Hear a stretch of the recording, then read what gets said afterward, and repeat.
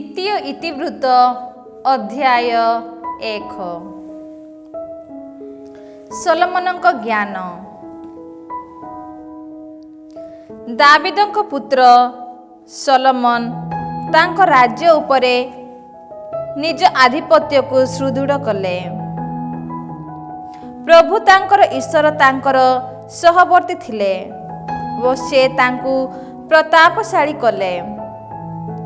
ସହସ୍ର ତଥା ଶତ ସେନାପତି, ନ୍ୟାୟାଧୀଶ, ପିତୃକୁଳପତି ଓ ସମସ୍ତ ଇସ୍ରାଏଲୀୟ ଜନତାଙ୍କ ସହ ସେ କଥାବାର୍ତ୍ତା କଲେ। ଏହାପରେ ସଲୋମନ ଓ ତାଙ୍କ ସହ ସମସ୍ତ ଜନମଣ୍ଡଳୀ ଗିବେୟାନସ୍ଥ ଉଚ୍ଚ ପୂଜାସ୍ଥଳୀକୁ ଯାତ୍ରା କଲେ, କାରଣ ମରୁପ୍ରାନ୍ତରରେ ପ୍ରଭୁ ଦାସ ମୋଶେସଙ୍କ ଦ୍ୱାରା ନିର୍ମିତ ଈଶ୍ୱରଙ୍କ ସମାଗମ ଶିବିରର ସେ ପର୍ଯ୍ୟନ୍ତ ସେଠାରେ ଥିଲା। କିନ୍ତୁ ଦାବିଦ ଈଶ୍ୱରଙ୍କ ସିନ୍ଦିକକୁ କିରିୟାତ ଜେୟାରିମ୍‌ଠାରୁ ଜେରୁସାଲେମରେ ତାଙ୍କ ଦ୍ୱାରା ପ୍ରସ୍ତୁତ ଏକ ଶିବିରକୁ ଘେନି ଆଣିଥିଲେ। ଆଉ ମଧ୍ୟ ହୁରର ପୁତ୍ର ଓ ଉରିର ପୁତ୍ର ଦେଶାଲେଖ ଦ୍ୱାରା ନିର୍ମିତ ପିତ୍ତଳ ବଳିପୀଠ ଗିବେୟାନ ସ୍ଥିତ ସମାଗମ ଶିବିର ସମ୍ମୁଖରେ ଥିଲା। ଆଉ ସଲୋମନ ଓ ଜନମଣ୍ଡଳୀ ଈଶ୍ୱରଙ୍କ ଅନ୍ୱେଷଣ କଲେ। ପ୍ରଭୁଙ୍କ ସମାଗମ ଶିବିର ସମ୍ମୁଖସ୍ଥ ସେହି ପିତ୍ତଳ ବଳିପୀଠ ନିକଟକୁ ସଲୋମନ ଯାଇ 1000 ହୋମବଳି ଉତ୍ସର୍ଗ କଲେ। ସେହି ରାତିରେ ଈଶ୍ୱର ସଲୋମନଙ୍କ ନିକଟରେ ଉଭା ହୋଇ କହିଲେ, ମୁଁ ତୁମକୁ କ'ଣ ଦେବି ତାହା ଭିକ୍ଷା କର। ତେଣୁ ସଲୋମନ ଈଶ୍ୱରଙ୍କୁ କହିଲେ, ମୋର ପିତା ଦାବିଦଙ୍କ ପ୍ରତି ତୁମେ ମହାନ ତଥା ନିରବଚ୍ଛିନ୍ନ ସ୍ନେହ ପ୍ରଦର୍ଶନ କରିଥିଲ। ତାଙ୍କ ପରିବର୍ତ୍ତେ ତୁମେ ମୋତେ ରାଜ ରୂପେ ନିୟୋଜିତ କରିଅଛ। ପ୍ରଭୁ ହେ ଈଶ୍ୱର, ମୋର ପିତା ଦାବିଦଙ୍କୁ ତୁମେ ଯେଉଁ ପ୍ରତିଶ୍ରୁତି ଦେଇଥିଲ ତାହା ବର୍ତ୍ତମାନ କାର୍ଯ୍ୟକାରୀ ହେଉ, କାରଣ ଭୂପୃଷ୍ଠର ଧୂଳି ସଦୃଶ ଏକ ବିପୁଳ ଜନତା ଉପରେ ରାଜୁତି କରିବା ପାଇଁ ତୁମେ ମୋତେ ରାଜ ରୂପେ ନିଯୁକ୍ତି ପ୍ରଦାନ କରିଅଛ। ସୁତରାଂ ବର୍ତ୍ତମାନ ଏହି ଜନତାର ନେତୃତ୍ୱ ନେବା ପାଇଁ ମୋତେ ଜ୍ଞାନ ତଥା ବୁଦ୍ଧିଶକ୍ତି ପ୍ରଦାନ କର, କାରଣ ତାହା ବ୍ୟତୀତ ତୁମର ଏଭଳି ବିପୁଳ ଏହି ଜନତା ଉପରେ ରାଜୁତି କରିବା ପାଇଁ କିଏ ବା ସମର୍ଥ? ସେ ସମୟରେ ଈଶ୍ୱର ଉତ୍ତରରେ ସଲୋମନଙ୍କୁ କହିଲେ, ତୁମେ ଧନ, ସମ୍ପଦ, ସମ୍ଭ୍ରମ, ତୁମ ଶତ୍ରୁମାନଙ୍କ ମୃତ୍ୟୁ କିମ୍ବା ତୁମ ପାଇଁ ଦୀର୍ଘ ଆୟୁଷ ଭିକ୍ଷା କରିନାହଁ।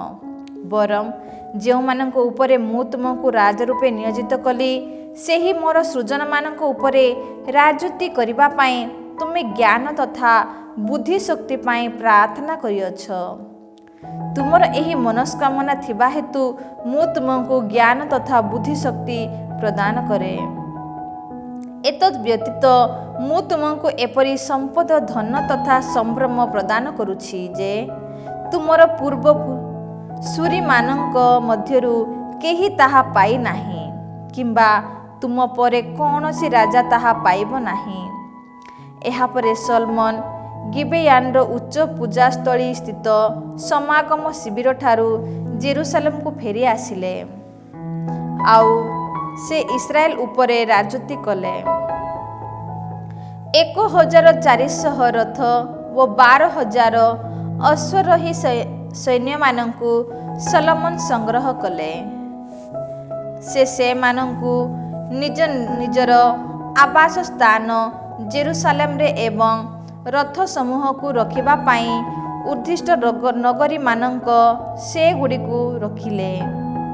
ସଲୋମନଙ୍କ ରାଜତ୍ୱ କାଳରେ ସ୍ୱର୍ଣ୍ଣ ତଥା ରୌପ୍ୟ ପଥର ସଦୃଶ ଓ ଦେବଦାରୁ କାଷ୍ଠ ସେଫେଲାଲର ଡିମିରି ବୃକ୍ଷ ସଦୃଶ ସୁଲଭ ହେଲା। ଇଜିପ୍ଟ ଓ କୁୱେଠାରୁ ସଲୋମନ ଘାଟକମାନଙ୍କୁ ଆମଦାନୀ କଲେ।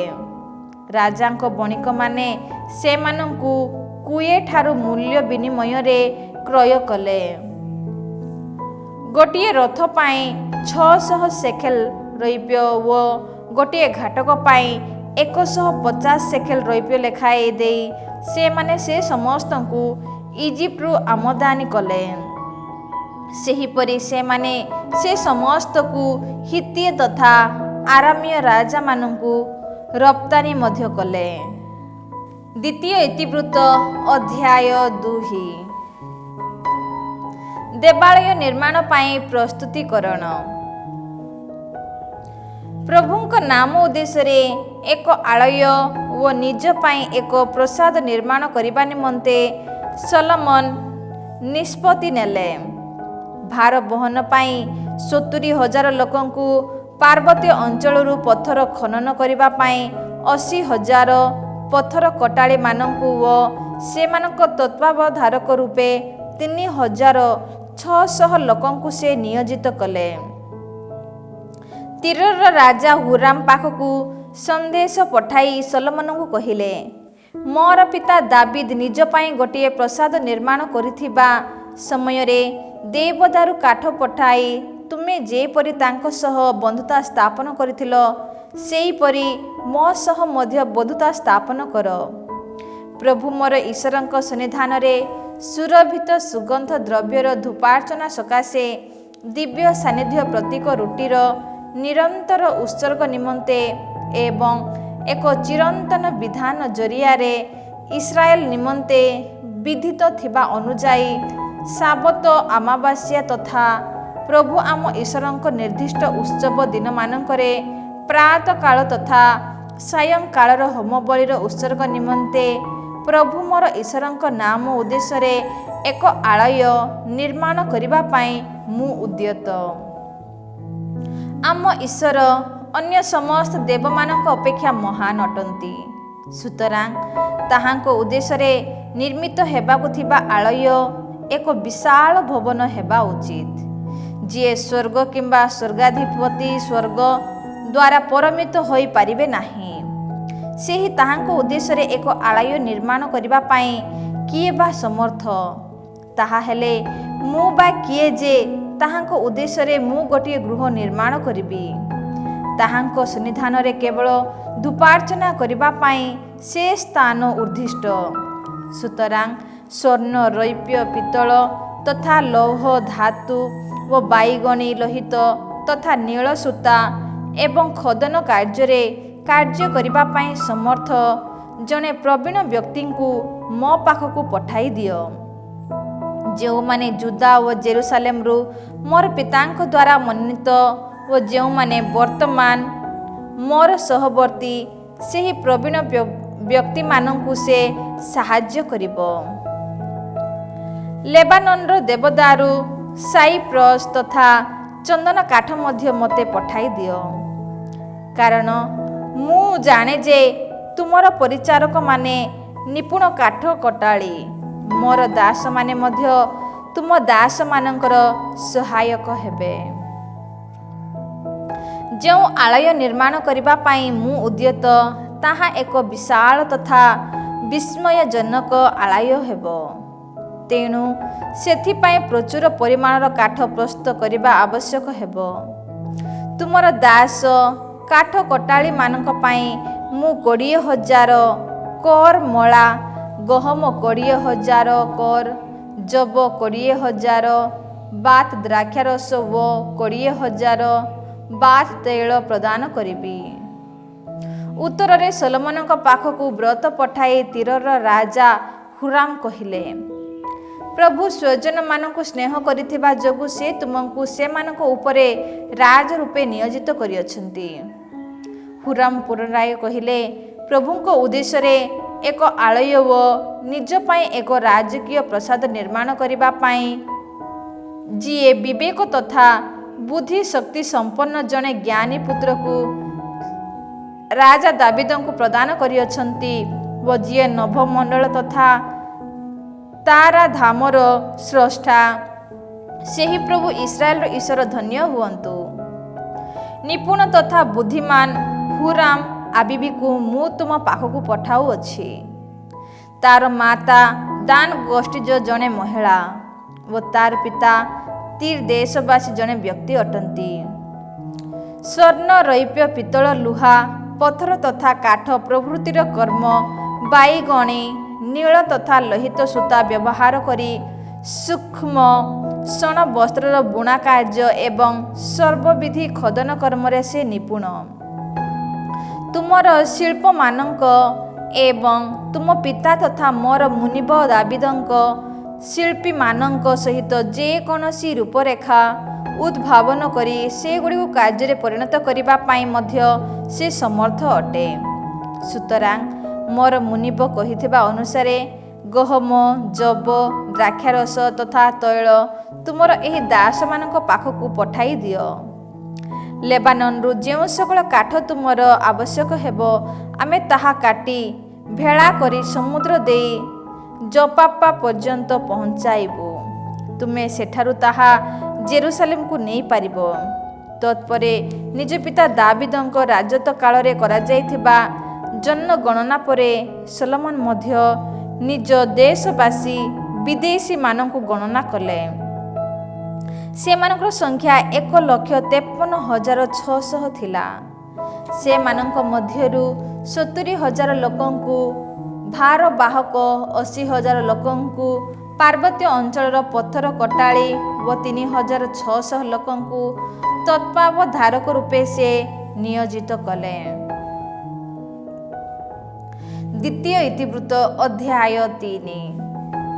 ଦେବାଳୟର ନିର୍ମାଣ। ଜେରୁସାଲେମସ୍ଥ ଯେଉଁ ମୋରିଆ ପାହାଡ଼ରେ ସଲୋମନଙ୍କ ପିତା ଦାବିଦଙ୍କୁ ପ୍ରଭୁ ଦର୍ଶନ ଦେଇଥିଲେ ଓ ଜେବୁସିଆ ଅର୍ଣ୍ଣାନର ଯେଉଁ ଶସ୍ୟଖୋଳା ସ୍ଥାନରେ ଦେବାଳୟର ନିର୍ମାଣ ପାଇଁ ଦାବିଦ ସ୍ଥାନ ନିରୂପଣ କରିଥିଲେ, ସଲୋମନ ସେ ସ୍ଥାନରେ ପ୍ରଭୁଙ୍କ ଆଳୟର ନିର୍ମାଣ କାର୍ଯ୍ୟ ଆରମ୍ଭ କଲେ। ତାଙ୍କ ରାଜତ୍ୱର 4th ବର୍ଷର 2ୟ ମାସରେ ସେ ଆଳୟରୁ ନିର୍ମାଣ କର୍ମ ଆରମ୍ଭ କଲେ। ଆଳୟ ପାଇଁ ସଲୋମନଙ୍କ ଦ୍ୱାରା ନିରୂପିତ ମାପ ଅନୁସାରେ ତାର ଦୈର୍ଘ୍ୟ ପୁରାତନ ମାପି ଅନୁଯାୟୀ 60 ହାତ ଓ ପ୍ରସ୍ଥ 20 ହାତ ଥିଲା। ଆଳୟର ପ୍ରସ୍ଥ ଅନୁରୂପେ ତାହା ସମ୍ମୁଖସ୍ଥ ମଣ୍ଡପ 20 ହାତ ଦୈର୍ଘ୍ୟ ବିଶିଷ୍ଟ ଥିଲା ଓ ତାହାର ଉଚ୍ଚତା 120 ହାତ ଥିଲା। ତାହାର ସମସ୍ତ ଅନ୍ତର୍ଭାଗକୁ ସେ ସ୍ୱଚ୍ଛ ସ୍ୱର୍ଣ୍ଣରେ ଆଚ୍ଛାଦିତ କଲେ। ଦେବାଳୟର ମଧ୍ୟ ଭାଗକୁ ସାଇପ୍ରସ୍ କାଠ ଦ୍ୱାରା ଆବୃତ କରି ତାହା ମଧ୍ୟ ସ୍ୱଚ୍ଛ ସ୍ୱର୍ଣ୍ଣରେ ସେ ଆଚ୍ଛାଦିତ କଲେ। ସେଥିରେ ତାଳ ବୃକ୍ଷ ତଥା ଶିକୁଳି ଗୁଡ଼ିକର ଆକାର ଖଚିତ ହୋଇଥିଲା। ବହୁ ମୂଲ୍ୟବାନ ରତ୍ନ ଗୁଡ଼ିକ ଖଚିତ କରି ସେ ଆଳୟକୁ ବିଭୂଷିତ କଲେ। ସେହି ସ୍ୱର୍ଣ୍ଣ ପାର୍ବାଇମ୍ର ସ୍ୱର୍ଣ୍ଣ ଥିଲା। ଅରା, ଚୌକାଠ, କାନ୍ଥ, ଦ୍ୱାର ସକଳ ପ୍ରଭୃତି ଆଳୟର ଅନ୍ୟାନ୍ୟ ଭାଗକୁ ସେ ସ୍ୱର୍ଣ୍ଣରେ ଆଚ୍ଛାଦିତ କଲେ ଓ କାନ୍ଥ ଉପରେ କେରୁବମାନଙ୍କ ପ୍ରତିମୂର୍ତ୍ତି ମଧ୍ୟ ସେ ଖୋଦନ କଲେ। ଆଳୟର ପବିତ୍ରତମ ସ୍ଥାନ ମଧ୍ୟ ସେ ନିର୍ମାଣ କଲେ। ତାହାର ଦୈର୍ଘ୍ୟ ତଥା ପ୍ରସ୍ଥ ଆଳୟର ପ୍ରସ୍ଥ ଅନୁସାରେ 20 ହାତ ଥିଲା। ସେ ତାହାକୁ 600 ତାଲେନ୍ତ ସ୍ୱଚ୍ଛ ସ୍ୱର୍ଣ୍ଣରେ ଆଚ୍ଛାଦିତ କଲେ। ପ୍ରତ୍ୟେକ କଣ୍ଟା ପାଇଁ 1 ସେକେଲ ଲେଖାଏଁ ସ୍ୱର୍ଣ୍ଣ ଉପଯୋଗ କରି ସମସ୍ତ କଣ୍ଟା ପାଇଁ 50 ସେକେଲ ସ୍ୱର୍ଣ୍ଣ ବ୍ୟବହୃତ ହେଲା। ଉପର ମହଲା ସ୍ଥିତ ପ୍ରକୋଷ୍ଠ ଗୁଡ଼ିକୁ ସେ ସ୍ୱର୍ଣ୍ଣରେ ଆଚ୍ଛାଦିତ କଲେ। ପବିତ୍ରତମ ସ୍ଥାନରେ କାଠରୁ 2ଟି କେରୁବଙ୍କ ପ୍ରତିମୂର୍ତ୍ତି ନିର୍ମାଣ କରି ସେ ସମସ୍ତଙ୍କୁ ସେ ସ୍ୱର୍ଣ୍ଣରେ ଆବୃତ କଲେ। କେରୁବମାନଙ୍କ ପକ୍ଷ ଗୁଡ଼ିକର ଦୈର୍ଘ୍ୟ 20 ହାତ ଥିଲା। ଗୋଟିଏ କେରୁବର 5 ହାତ ବିଶିଷ୍ଟ ଗୋଟିଏ ପକ୍ଷ ଆଳୟର କାନ୍ଥକୁ ସ୍ପର୍ଶ କରିଥିଲା ଓ ସେହିପରି 5 ହାତ ବିଶିଷ୍ଟ ତାର ଅନ୍ୟ ପକ୍ଷ ଅପର କେରୁବର ପକ୍ଷକୁ ସ୍ପର୍ଶ କରିଥିଲା। ସେହି ଅପର କେରୁବର ଏକ ପକ୍ଷ 5 ହାତ ଦୈର୍ଘ୍ୟ ବିଶିଷ୍ଟ ଥିଲା ଓ ତାହା ଆଳୟର କାନ୍ଥକୁ ସ୍ପର୍ଶ କରିଥିଲା। ତାର 5 ହାତ ଦୈର୍ଘ୍ୟ ବିଶିଷ୍ଟ ଅନ୍ୟ ପକ୍ଷ ପ୍ରଥମ କେରୁବର ପକ୍ଷକୁ ସ୍ପର୍ଶ କରିଥିଲା। ଏହିପରି ଉଭୟ କେରୁବଙ୍କ ପକ୍ଷ ସମୂହର ମୋଟ ବିସ୍ତାର 20 ହାତ ଥିଲା।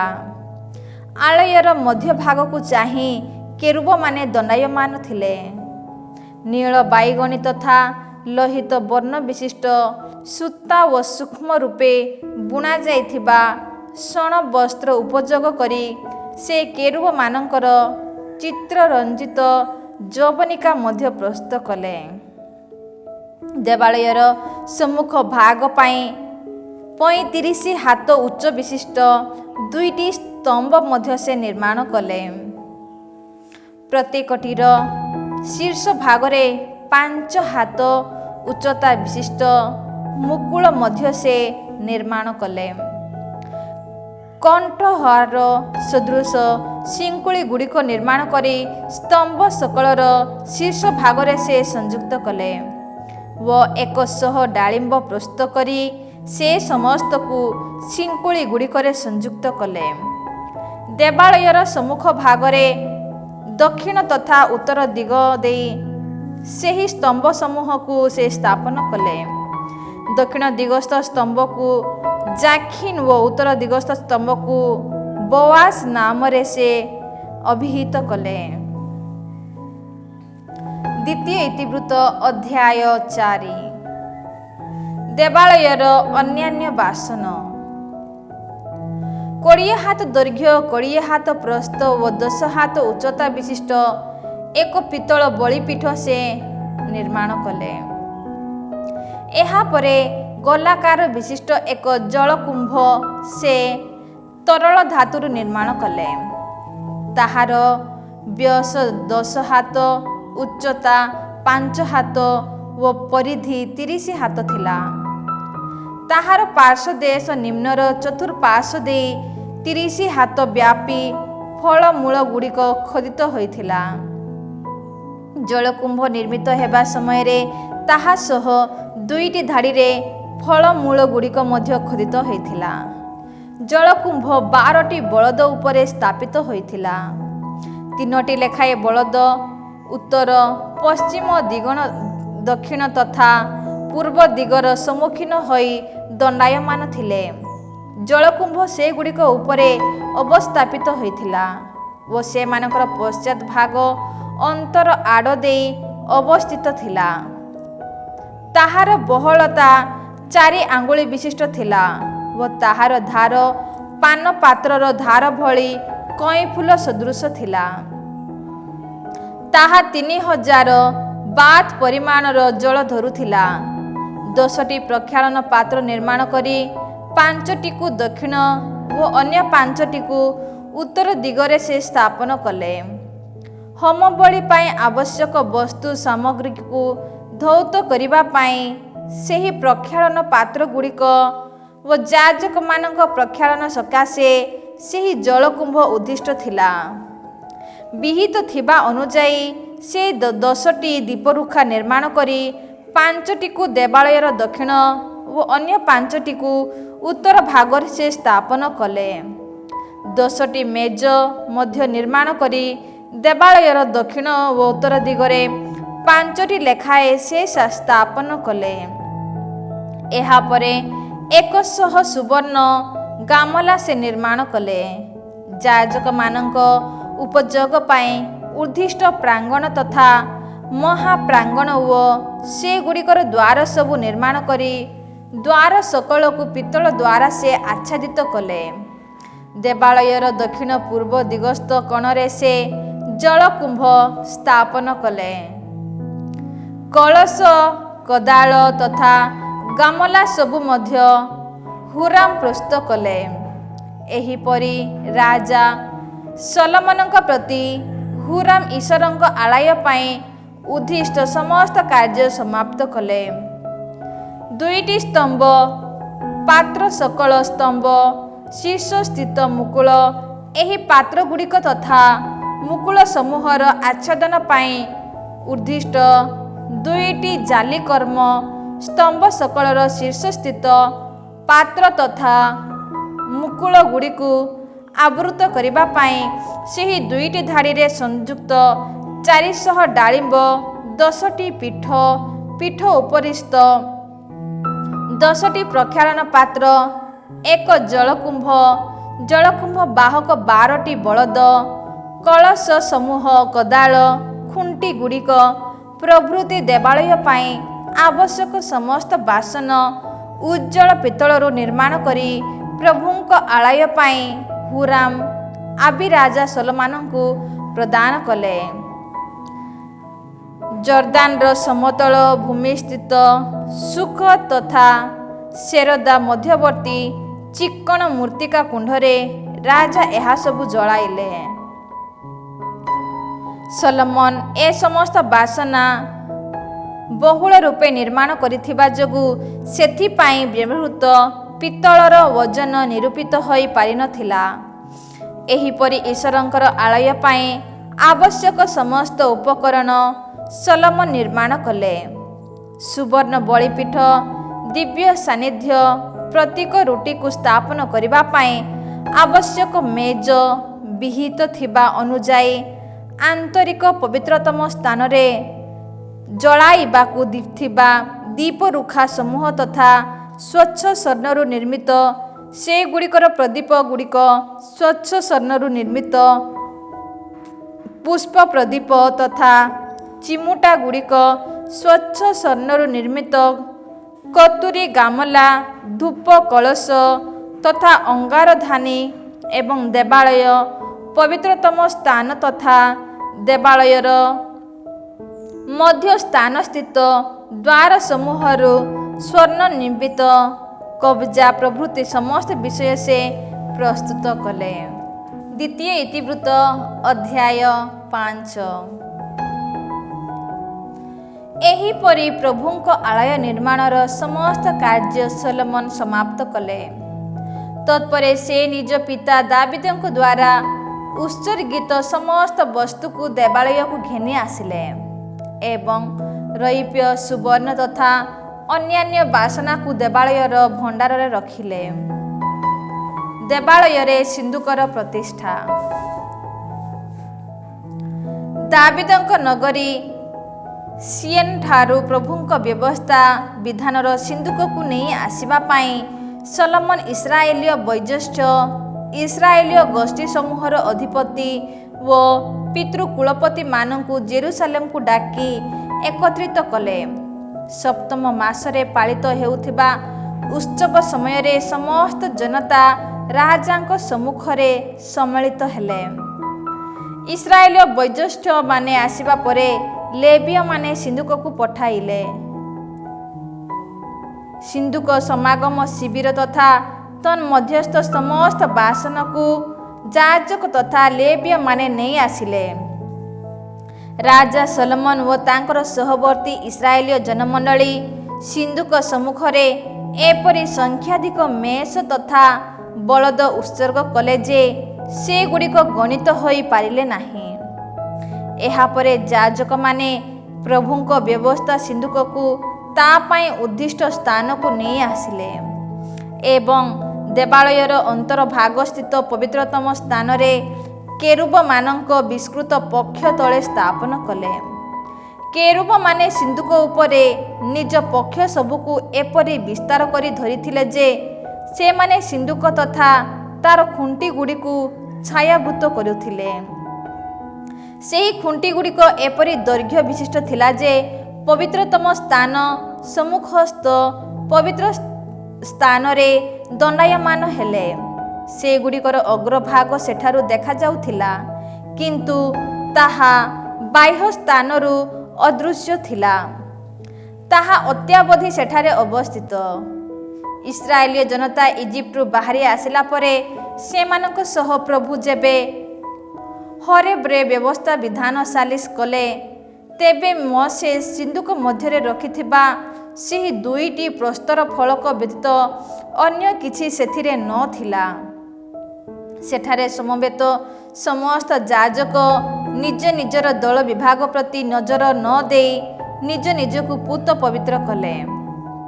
ଯାଜକମାନେ ପବିତ୍ର ସ୍ଥାନରୁ ବାହାରି ଆସିବା ବେଳେ ଆସାଫ, ହେମାନ ଓ ଜେଦୁଥୁନ ଓ ସେମାନଙ୍କର ପୁତ୍ର ତଥା ଆତ୍ମୀୟ ଲୋକ ପ୍ରଭୃତି ସମସ୍ତ ଲେବୀୟ ଗାୟକମାନେ ଉତ୍ତମ ଶଣବସ୍ତ୍ର ପରିହିତ ହୋଇ ଓ ମଦିରା, ବୀଣା ତଥା ସାରଙ୍ଗକୁ ହସ୍ତରେ ଧାରଣ କରି ବଳିପୀଠର ପୂର୍ବ ଦିଗରେ ଭେରୀ ବାଦକ 120 ଜଣ ଯାଜକମାନଙ୍କ ଗହଣରେ ଠିଆ ହୋଇଥିଲେ। ଏକ ସ୍ୱରରେ ପ୍ରଭୁଙ୍କ ପ୍ରତି କୃତଜ୍ଞତା ଆତ୍ମକ ଗାନ ତଥା ପ୍ରଶଂସା ଗାନ କରିବା ଭେରି ବାଦକ ତଥା ଗାୟକ ବୃନ୍ଦଙ୍କର କର୍ତ୍ତବ୍ୟ ଥିଲା।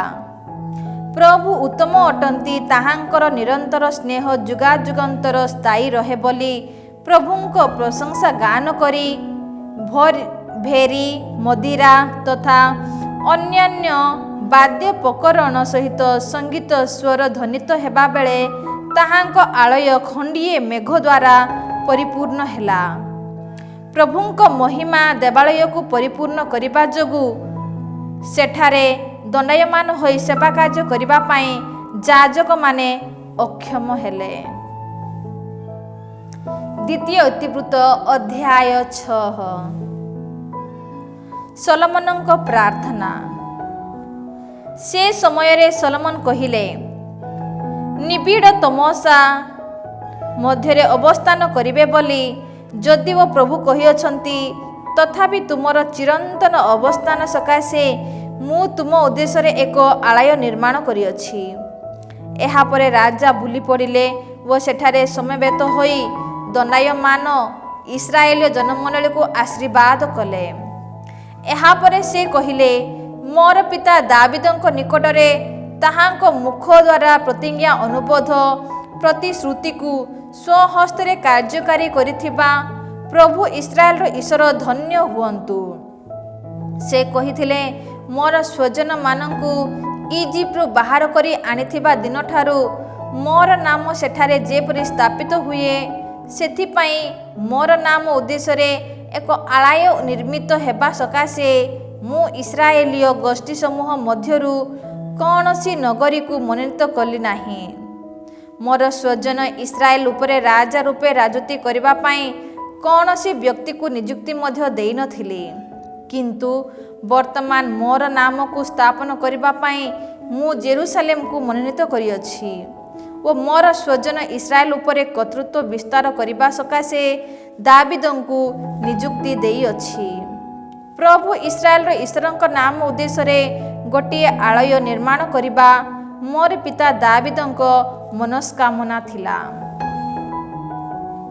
କିନ୍ତୁ ମୋର ପିତା ଦାବିଦଙ୍କୁ ପ୍ରଭୁ କହିଲେ, ମୋର ନାମ ଉଦ୍ଦେଶ୍ୟରେ ଗୋଟିଏ ଆଳୟ ନିର୍ମାଣ କରିବା ପାଇଁ ତୁମର ମନସ୍କାମନା ଥିଲା। ସେହି ମନସ୍କାମନା ଉତ୍ତମ ଅଟେ, କିନ୍ତୁ ତୁମେ ସେହି ଆଳୟକୁ ନିର୍ମାଣ କରିବ ନାହିଁ। ତୁମଠାରୁ ଜାତ ତୁମର ପୁତ୍ର ମୋର ନାମ ଉଦ୍ଦେଶ୍ୟରେ ସେହି ଆଳୟ ନିର୍ମାଣ କରିବ। ତାହାଙ୍କ ଦ୍ୱାରା ପ୍ରଦତ୍ତ ସେହି ପ୍ରତିଶ୍ରୁତିକୁ ପ୍ରଭୁ ଆଜି ସଫଳ କରିଅଛନ୍ତି, କାରଣ ତାହାଙ୍କର ପ୍ରତିଶ୍ରୁତି ମୁତାବକ ମୋର ପିତା ଦାବିଦଙ୍କ ପରିବର୍ତ୍ତେ ମୁଁ ଇସ୍ରାଏଲୀୟ ସିଂହାସନରେ ଆସୀନ ହୋଇଛି ଓ ପ୍ରଭୁ ଇସ୍ରାଏଲର ଈଶ୍ୱରଙ୍କ ନାମ ଉଦ୍ଦେଶ୍ୟରେ ମୁଁ ଗୋଟିଏ ଆଳୟ ନିର୍ମାଣ କରିଅଛି। ଇସ୍ରାଏଲୀୟ ଜନତା ସହ ପ୍ରଭୁଙ୍କ ଦ୍ୱାରା ସାଲିସ ବ୍ୟବସ୍ଥାର ଫଳକ ଯେଉଁ ସିନ୍ଦୁକରେ ଅବସ୍ଥାପିତ, ସେହି ସିନ୍ଦୁକକୁ ଏହି ଆଳୟ ମଧ୍ୟରେ ମୁଁ ଅବସ୍ଥାପିତ କରିଅଛି। ତତ୍ପରେ ସଲୋମନ ଇସ୍ରାଏଲୀୟ ଜନମଣ୍ଡଳୀ ସମ୍ମୁଖରେ ପ୍ରଭୁଙ୍କ ବଳିପୀଠ ସମୀପରେ ନିଜ ହସ୍ତ ବିସ୍ତାର କରି ଦଣ୍ଡାୟମାନ ହେଲେ। ପ୍ରାଙ୍ଗଣରେ 5 ହାତ ଦୈର୍ଘ୍ୟ, 5 ହାତ ପ୍ରସ୍ଥ ଓ 3 ହାତ ଉଚ୍ଚତା ବିଶିଷ୍ଟ ଏକ ମଞ୍ଚ ସେ ନିର୍ମାଣ କରିଥିଲେ। ସେହି ମଞ୍ଚ ଉପରେ ସେ ଦଣ୍ଡାୟମାନ ହେଲେ। ଏହାପରେ ଇସ୍ରାଏଲୀୟ ଜନମଣ୍ଡଳୀର ଦୃଷ୍ଟିରେ ଜାନୁପାତ କରି ସ୍ୱର୍ଗାଭିମୁଖରେ ହସ୍ତ ବିସ୍ତାର କରି ସେ କହିଲେ, ପ୍ରଭୁ ହେ ଇସ୍ରାଏଲର ଈଶ୍ୱର, ପୂର୍ଣ୍ଣ ହୃଦୟ ଦେଇ ତୁମ ସନ୍ନିଧାନରେ ଯେଉଁମାନେ ବିଚରଣ କରନ୍ତି, ସେହି ତୁମ ଦାସମାନଙ୍କ ପ୍ରତି ବ୍ୟବସ୍ଥା ପାଳନ କରି ତୁମର ନିରନ୍ତର କରୁଣା ପ୍ରଦର୍ଶନ କରିଥିବା ତୁମ ସଦୃଶ ଅନ୍ୟ ଜଣେ ଈଶ୍ୱର ସ୍ୱର୍ଗଧାମ କିମ୍ବା ଭୂମଣ୍ଡଳରେ ନାହିଁ। ମୋର ପିତା ଓ ତୁମ ଦାସ ଦାବିଦଙ୍କ ନିକଟରେ ତୁମର କଥା ଅନୁଯାୟୀ ତୁମେ ତାହା ସାଧନ କରିଅଛ। ହଁ, ତୁମେ ଯାହା ତୁମ ମୁଖ ନିଷ୍କୃତ କଥାରେ କହିଥିଲ, ଆଜି ତୁମ ହସ୍ତ ଦ୍ୱାରା ତୁମେ ତାହା ସାଧନ କରିଅଛ। ସୁତରାଂ ପ୍ରଭୁ ଇସ୍ରାଏଲର ହେ ଈଶ୍ୱର, ତୁମେ ମୋର ସନ୍ନିଧାନରେ ବିଚରଣ କରିଥିବା ଅନୁଯାୟୀ ତୁମର ବଂଶଧରମାନେ ମଧ୍ୟ ମୋର ଆଜ୍ଞାବଳୀ ପାଳନ କରି ଯଦି ସତ୍ ମାର୍ଗ ଅବଲମ୍ବନ କରନ୍ତି ଓ ତଦନୁଯାୟୀ ଜୀବନଯାପନ କରନ୍ତି, ତେବେ ଇସ୍ରାଏଲର ସିଂହାସନରେ ଆସୀନ ହେବା ପାଇଁ ତୁମେ ଜଣେ ପୁତ୍ରରୁ ବଞ୍ଚିତ ହେବ ନାହିଁ ବୋଲି ମୋର ପିତା ଓ ତୁମର ଦାସ ଦାବିଦଙ୍କୁ ତୁମେ ଯେଉଁ ପ୍ରତିଶ୍ରୁତି ଦେଇଥିଲ ତାହା ସାଧନ କର। ସୁତରାଂ ପ୍ରଭୁ ଇସ୍ରାଏଲର ହେ ଈଶ୍ୱର, ତୁମର ଦାସ ଦାବିଦଙ୍କ ନିକଟରେ କଥିତ ତୁମର ବଚନକୁ ବର୍ତ୍ତମାନ ଦୃଢ଼ୀଭୂତ କର। କିନ୍ତୁ ଈଶ୍ୱର କ'ଣ ପୃଥିବୀରେ ମନୁଷ୍ୟ ସଙ୍ଗରେ ବାସ କରିବେ?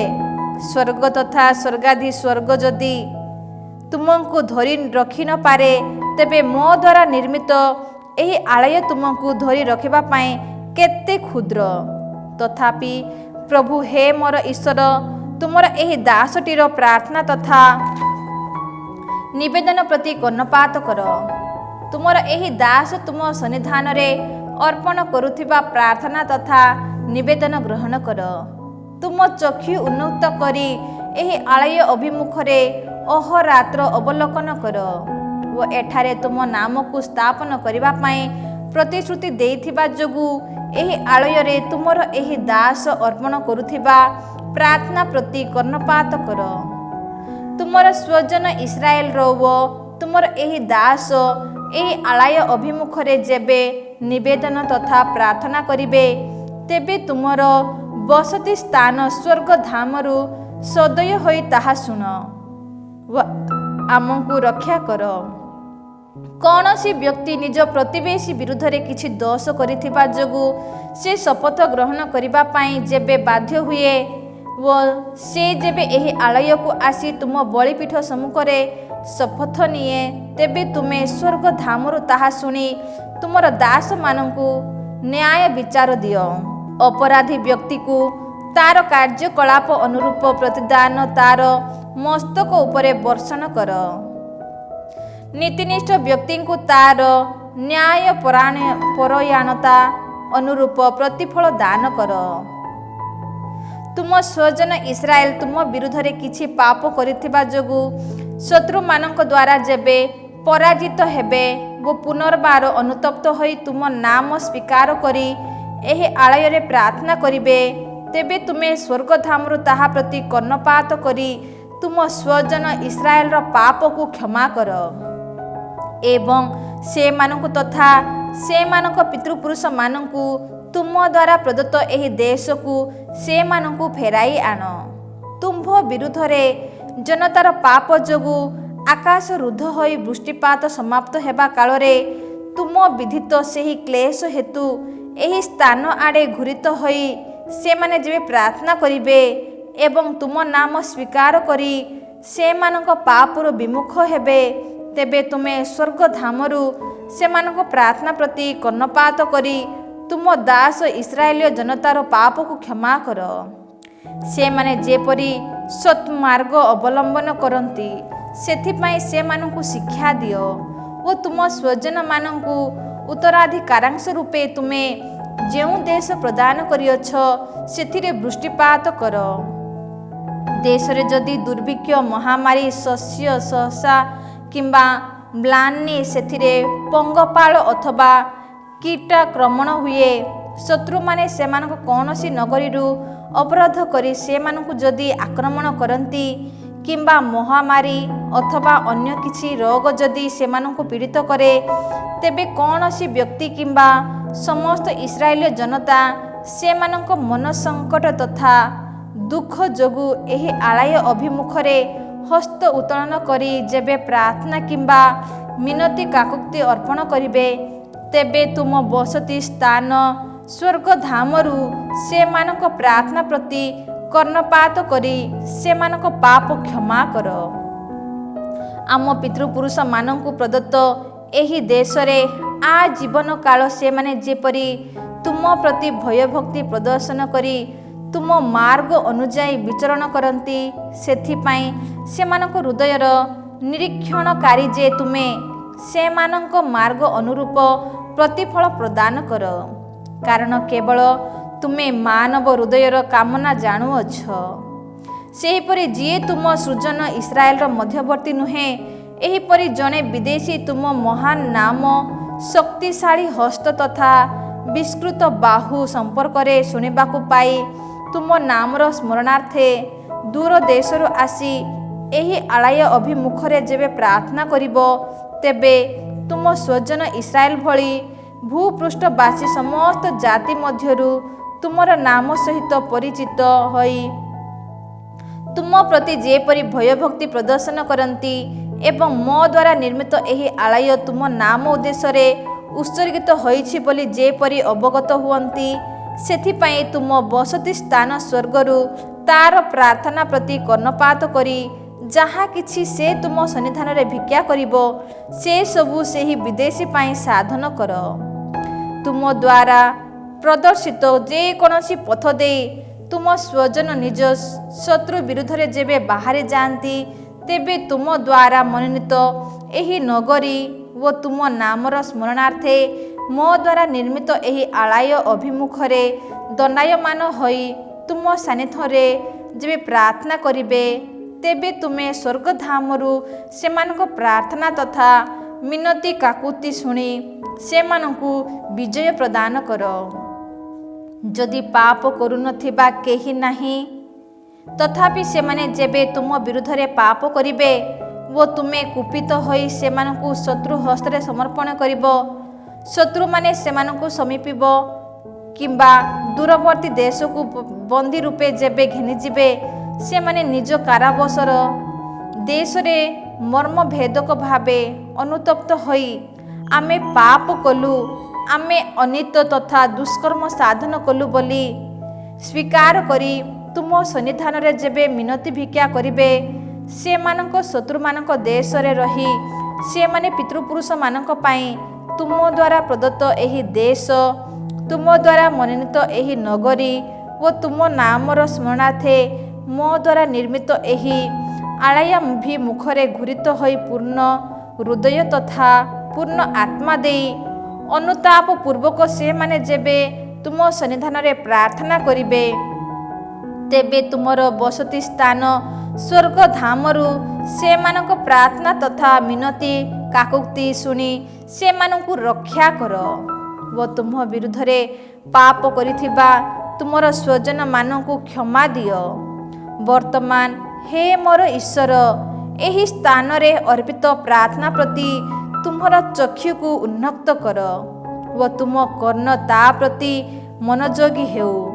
ବର୍ତ୍ତମାନ ପ୍ରଭୁ ହେ ଈଶ୍ୱର, ତୁମ ପରାକ୍ରମର ପ୍ରତୀକ ସିନ୍ଧୁକ ସହ ତୁମର ବିଶ୍ରାମ ସ୍ଥାନକୁ ଗମନ କରିବା ପାଇଁ ସଦୟ ହୁଅ। ପ୍ରଭୁ ହେ ଈଶ୍ୱର, ତୁମ ଯାଜକମାନେ ପରିତ୍ରାଣର ପୋଷାକ ପରିହିତ ହୁଅନ୍ତୁ ଓ ତୁମର ସନ୍ଥଜନ ତୁମ ଦ୍ୱାରା ସାଧିତ ମଙ୍ଗଳ କାର୍ଯ୍ୟରେ ଆନନ୍ଦିତ ହୁଅନ୍ତୁ। ପ୍ରଭୁ ହେ ଈଶ୍ୱର, ତୁମ ଅଭିଷିକ୍ତଙ୍କ ଠାରୁ ତୁମ ମୁଖ ବିମୁଖ କର ନାହିଁ। ତୁମ ଦାସ ଦାବୀଦଙ୍କ ପ୍ରତି ତୁମର ନିରନ୍ତର ସ୍ନେହ ସ୍ମରଣ କର।